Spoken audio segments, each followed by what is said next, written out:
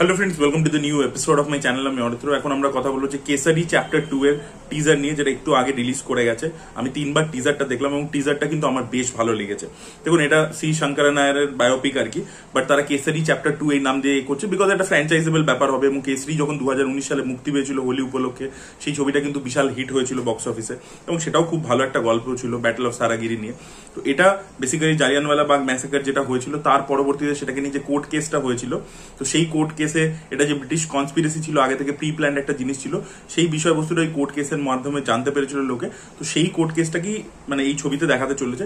Already এটা নিয়ে রাম মাধবানি কদিন আগে সোনি লিভ একটা সিরিজ করলেন, ওয়েকিং অফ আ নেশন বলে, যেটা আমি রিভিউ করেছিলাম আমার চ্যানেলে, আপনারা চাইলে চেক আউট করতে পারেন। বাট ওই সিরিজটার মধ্যে কিছু খামতি ছিল। এক হচ্ছে প্রোডাকশন ভ্যালুটা সেরকম আপ টু দ্য মার্ক ছিল না। মানে ধরুন একটা পার্টিকুলার সিন, যেখানে ধরুন একটা র্যালি বেরিয়েছে, সেখানে যত লোক দরকার সেটা যেন কোথাও ছিল না, এবং আর্ট ডিজাইন ইত্যাদি সেগুলোর কাজগুলো খুব একটা ভালো লাগছিল না।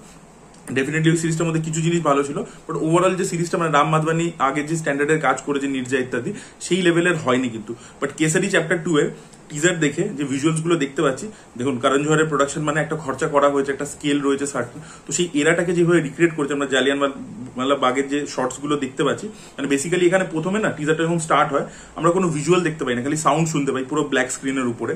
এবং সেখানে আমরা আর কি পুরো এরকম ম্যাসাকারটা যে হচ্ছে সেটা সাউন্ডের মাধ্যমেই বুঝতে পারি, এবং তারপর থেকে আমাদেরকে একটা ভয়েস ওভারের মাধ্যমে বলা হয়, এবং আমরা আফটার মাত্রা দেখতে পাই যে ওই জালিয়ানওয়ালাবাগের কি হয়েছে, মানে ডেড বডিজ পড়ে রয়েছে, গুলি চলেছে দেওয়ালের উপর, রক্ত লেগে আছে চারিদিকে, এগুলো আর কি দেখতে পাচ্ছি আর কি। এবং সেইখানে কিন্তু আমরা বুঝতে পারছি যে এখানে কিন্তু খরচা করা হয়েছে এবং এরাটাকে প্রপারলি রিক্রিয়েট করা হয়েছে। তো সেই আর্ট ডিরেকশন, প্রোডাকশন ডিজাইন যেটাকে আমরা বলি, সেটা কিন্তু অনেক বেটার হয়েছে। এবার দেখা যাক এই জালিয়ানওয়ালাবাগ ম্যাসাকারটাকে সর্দার উধম ছবিতে সুজিত সরকার এমন ভাবে দেখিয়েছিল, এবং ভিকি কৌশল ওই পার্টিকুলার পোর্শনটাতে লাস্ট 45 মিনিটসে যে পারফরমেন্সটা দিয়েছিল, তো এই ম্যাসাকারটাকে এখানে কিভাবে দেখায়, নাকি একেবারে দেখাই না, কি হয় সেটা কতটা ব্রিফলি আসে, সেটার উপর অনেক কিছু ডিপেন্ড করছে। কারণ এই ম্যাসাকারটা আপনি যখন দেখাবেন, ওটা দিয়ে যেমন সুজিত সরকার ওইটা দিয়ে না মানে দর্শকের মনে একটা ইমোশন তৈরি করেছিল, সেটা এই ছবির মধ্যে কিভাবে আসছে সেটা খুব ইম্পর্টেন্ট। আচ্ছা, তারপর থেকে অক্ষয় কুমারের আমরা এন্ট্রি দেখতে পাচ্ছি যে সে ওই জালিয়ানওয়ালাবাগের মাঠ থেকে একটা আর কি তুলে নিচ্ছে, মানে বাঘ থেকে আর কি একটা বালা তুলে নিচ্ছে, সেটা হাতে পড়ে নিচ্ছে। আর এখানে একটা পার্টিকুলার গান রয়েছে টিজারটার মধ্যে, যেটা অক্ষয় কুমারের পিছনে প্লে হচ্ছে, সেরা বলে। সেই গানটা কিন্তু খুবই ভালো, মানে সেই গানটার মধ্যে লিরিক্সটা কিন্তু খুব সুন্দর করে ইমোশনটাকে এনক্যাপসুলেট করছে, মিউজিকটার মধ্যে ওই ব্যাপারটা আছে। তো ওই গানটা কিন্তু দারুণ, ওই গানটা কিন্তু জিনিসটাকে এলিভেশন দিচ্ছে, এবং অক্ষয় কুমারের লুক ইত্যাদি খুবই ভালো লাগছে। খুব যে নতুন সেটা আমি বলবো না, বাট এটাই আর কি লুক ছিল। মানে এখানে তো হিস্টোরিক্যাল একটা ক্যারেক্টারের উপর, আপনি তো সেখান থেকে বেরিয়ে এসে সম্পূর্ণ অন্য কিছু করতে পারবেন না, যে আমার সিনেমার জন্য আর কি আমার বেটার লুকিং লাগবে বলে আমি কিছু টুইকিংস করে দেবো, সেটা করতে পারবে না এই ধরনের ছবির ক্ষেত্রে, সেটা একটা রেস্ট্রিকশন আছে।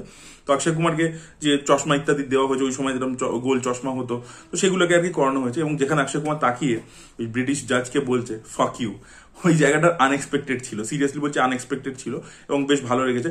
সিরিয়াস টোনটা মেনটেন করে হিরোইজমটাকে প্রেজেন্ট করা হয়েছে। মানে একটা হয় কি আপনি ছবির থিম থেকে পুরো বেরিয়ে এসে একটা হিরোইজম সেলিব্রেট করছেন, সেটা কিন্তু করা হয়নি। ছবির যে থিমেটিক্যাল ব্যাপারটা আছে সেটাকে মেনটেন করে, সেই পিচটাকে মেনটেন করে, যে একটা রিয়েলিস্টিক একটা ব্যাপার কিন্তু ছবিটার মধ্যে আছে, টিজার দেখে বোঝা যাচ্ছে। ছবিটা কিন্তু প্রচন্ড যে লাউড ওভার দ্য টপ হবে সেটা কিন্তু হবে না, এবং তার মধ্যেই অক্ষয় কুমারের মধ্যে একটা হিরোইজম আসছে, সে বলছে ফাক ইউ, ওই জায়গাটা বেশ ভালো লেগেছে। এবং হেঁটে আসছে আর কি উকিলের পড়ে। দেখা যাক ছবিটা কিরকম হয়। আর মাধবন এই ছবির মধ্যে রয়েছে, আনন্যা পান্ডের রোলটা কি হয় সেটাই দেখার মতো বিষয়। এবং এই ছবিটা আনন্যা পান্ডে কিছু ছবিতে কিন্তু বিক্রমাদিত্য মোটবানির সাথে, শাকুন বাত্রার সাথে, এই ধরনের ডিরেক্টরদের হাতে যখন সে পড়েছে, সে কিন্তু একটা বেটার পারফরমেন্স দেখিয়েছে। বাট সেই ছবিগুলোর ক্ষেত্রে কিন্তু যেটা হয়েছিল, Ananya Panday was playing a character which was very close to her own personality. তো সেইটা এখানে একটা পিরিয়ডিক ক্যারেক্টার, সেই সময়কার লোকেদের বিহেভিয়ার, কথাবার্তা বলার স্টাইল ইত্যাদি অনেক কিছু ডিফারেন্ট ছিল। তো দেখা যাক অনন্যা পান্ডে সেটা কতটা অ্যাডপ্ট করতে পারে। আর মাধবন আর অক্ষয় কুমারকে নিয়ে কোনো টেনশন নেই, দেখা যাক ছবিটা কতটা অথেন্টিক হয়। একজন নতুন ডিরেক্টর এখানে এই ছবিটার মাধ্যমে ডেবিউ করছে, এবং ধর্মা প্রোডাকশন কিন্তু অনেকে নেপোটিজম ইত্যাদি নিয়ে বলে, হিরো ডেফিনেটলি তারা প্রচুর নেপো কিট লঞ্চ করছে, বাট ডিরেক্টর ওয়াইজ কিন্তু তারা প্রচুর নতুন ট্যালেন্টদেরকে, প্রচুর রাইটার, নতুন ডিরেক্টরদেরকে কিন্তু চান্স দিয়েছে। এবং আরো একটা ভালো জিনিস কি, যেহেতু পাঞ্জাবের ব্যাকড্রপের গল্প, ধরুন কেসারি পার্ট 1 যেটা ছিল, সেখানে কিন্তু ওরা অনুরাগ সিংকে নিয়েছিল ডিরেক্ট করাতে। অনুরাগ সিং যেহেতু পাঞ্জাবি ছবির ডিরেক্টর, পাঞ্জাবের এসেন্সটা বোঝে, কালচারটা বোঝে। তো কোথাও গিয়ে কেসারিতে সেটা খুব সুন্দর করে রিফ্লেক্ট করেছিল। এখানেও কিন্তু যে পরিচালক, যার নাম দেখলাম, নতুন হতে পারে, but he is also Punjabi. তো এই যে শিখ হিস্ট্রি ইত্যাদি ওই ব্যাপারটা অনেক বেশি বুঝবে, তো এই কালচারাল ব্যাপারটাও আনতে পারবে, তো সেটা আমার ভালো লেগেছে। তো ওভারঅল মিলিয়ে রিয়েলি লুকিং ফরওয়ার্ড। আমার চ্যাপ্টার 2 মানে কেসারি চ্যাপ্টার 2 এর টিজার বেশ ভালো লেগেছে। আপনাদের কেমন লেগেছে, আপনাদের কি মতামত অবশ্যই কমেন্টে জানাবেন। এই ভিডিওটা ভালো লেগে থাকলে লাইক করুন, শেয়ার করুন, চ্যানেলকে সাবস্ক্রাইব করতে ভুলবেন না।